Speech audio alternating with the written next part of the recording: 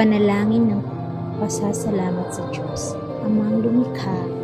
Taos-puso ako nagpapasalamat sa buhay na iyong binigay sa akin.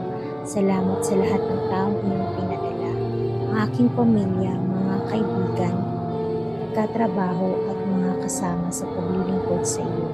Salamat sa lahat ng mga magagandang bagay na nagbibigay sigla at lakas sa akin. Salamat sa mga problema at pagsubok na nagiging daan upang ako ay matuto at maging matatag. Naway aking ibahagi sa ibang tanda ng aking pasasalamat sa iyo.